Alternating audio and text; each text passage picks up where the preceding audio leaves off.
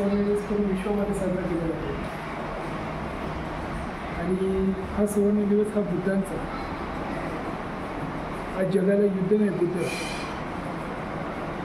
2,500 वर्षानंतर पण आज बुद्धांची गरज आहे पूर्ण विश्वाला.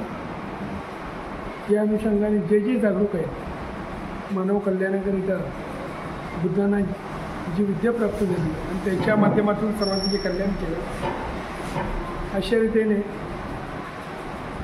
की युगानुयुगामध्ये एक बुद्ध होतात आणि ते बुद्ध सम्यक संबुद्ध जे सिद्धार्थ गौतम बुद्ध नावाने ओळखले गेले. आजचे या सुवर्ण दिवस ह्याच्यासाठी की आजच्याच दिवशी त्यांचा जन्मही झाला, आजच्याच दिवशी त्यांचं महापरिनिर्वाणही झालं आणि आजच्याच दिवशी त्यांना संबोधी प्राप्त झाली. ही संबोधी जी पूर्ण मानव जातीचं पूर्ण कल्याणकारी ठरली. अशा रीतीने पूर्ण जग त्यांना वंदन करतं.